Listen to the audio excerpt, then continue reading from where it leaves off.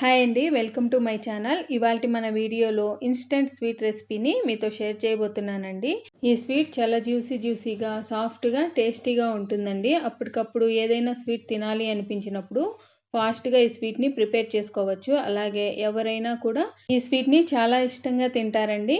మరి ఇప్పుడు ప్రాసెస్ ఏంటో చూసేద్దాం.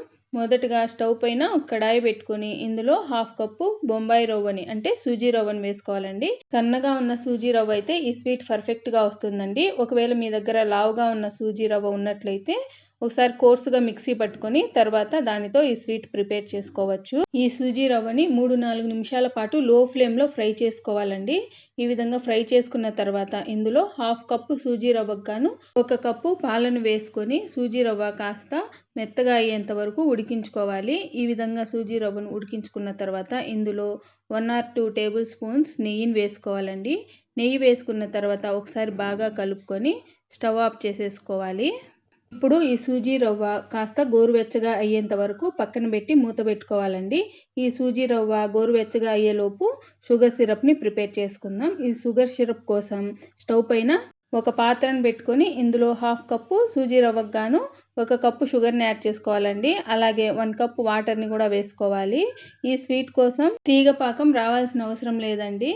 పాకం కాస్త గట్టిపడితే సరిపోతుంది. జస్ట్ గులాబ్ జామున్ పాకంలాగా ప్రిపేర్ చేసుకుంటే సరిపోతుందండి. ఒక 5 నిమిషాలు ఈ పాకంని మరిగించుకున్న తర్వాత ఇందులో చిటికెడు ఉప్పు వేసుకోవాలి. ఏ స్వీట్ రెసిపీలో అయినా చిటికెడు ఉప్పు వేయడం వల్ల స్వీట్ టేస్ట్ ఇంక్రీజ్ అవుతుందండి. అలాగే కొద్దిగా ఇలాచీ పౌడర్ని కూడా వేసుకొని 1 నిమిషం పాటు షుగర్ సిరప్ని మరిగించుకుంటే సరిపోతుందండి. ఇప్పుడు స్టవ్ ఆఫ్ చేసేసుకొని షుగర్ సిరప్ని పక్కన పెట్టుకోవాలి. ఈలోగా ముందుగా ఉడికించి పెట్టుకున్న రవ్వ కూడా గోరువెచ్చగా అయి ఉంటుంది.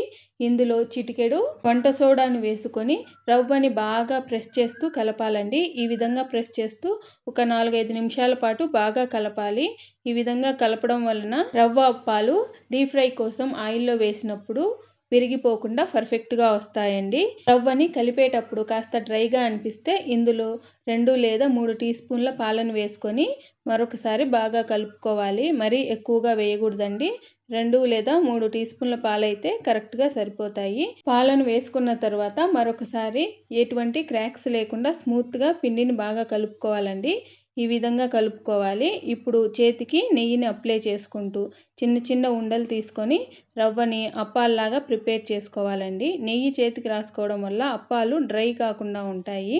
ఈ రవ్వ అప్పాలని మీకు నచ్చిన షేప్లో ప్రిపేర్ చేసుకోవచ్చండి. నేనైతే ఈ విధంగా రౌండ్గా ప్రిపేర్ చేసి మధ్యలోకి ప్రెస్ చేస్తున్నాను. ఈ విధంగా పిండి మొత్తాన్ని అప్పాల్లాగా ప్రిపేర్ చేసుకొని పక్కన పెట్టుకోవాలి.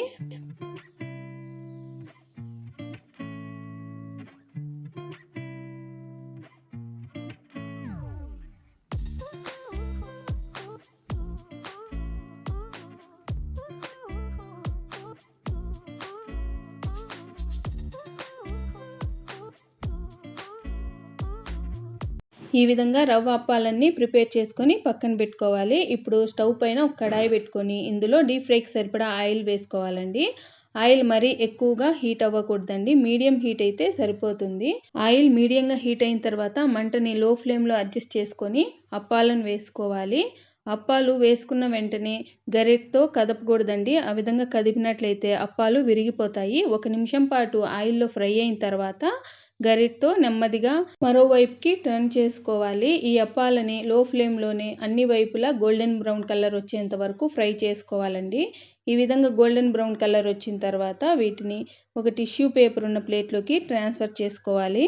ఇదే విధంగా మిగిలిన అప్పాలను కూడా ప్రిపేర్ చేసుకోవాలండి.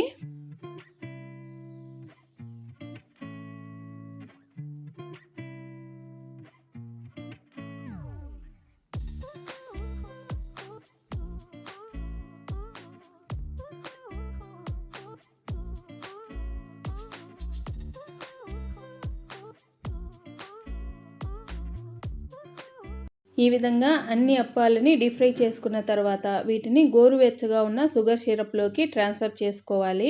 ఈ విధంగా మొత్తం అప్పాలని షుగర్ సిరప్లో వేసుకున్న తర్వాత అప్పాలకి షుగర్ సిరప్ మొత్తం పట్టేట్టుగా చూసి మూత పెట్టేసి 1/2 అవర్ పాటు షుగర్ సిరప్లో అప్పాలని నాననివ్వాలండి. 1/2 అవర్ తర్వాత మూత తీసి చూస్తే టేస్టీ జ్యూసీ అప్పాలు రెడీ అయిపోయాయండి. షుగర్ సిరప్ పీల్చుకొని చూడండి ఎంత సాఫ్ట్గా ఉన్నాయో. ఇప్పుడు వీటిని ఒక ప్లేట్లోకి ట్రాన్స్ఫర్ చేసుకొని వీటిపైన కాస్త షుగర్ సిరప్ వేసుకోవాలి. ఈ విధంగా షుగర్ సిరప్ వేసుకున్న తర్వాత పైన మీకు నచ్చిన డ్రై ఫ్రూట్స్తో డెకరేట్ చేసుకుంటే అంతే అండి, ఎంతో ఈజీగా స్వీట్ రెసిపీ రెడీ అయిపోయింది. ఈ స్వీట్ రెసిపీ చాలా టేస్టీగా వచ్చిందండి. తప్పకుండా మీరు కూడా ఒకసారి ట్రై చేసి మీకు ఎలా వచ్చిందో కామెంట్ సెక్షన్లో నాతో షేర్ చేసుకోండి. అలాగే నా ఈ వీడియో మీకు నచ్చినట్లయితే తప్పకుండా లైక్ చేసి షేర్ చేసి సబ్స్క్రైబ్ చేయండి. Thank you for watching my video.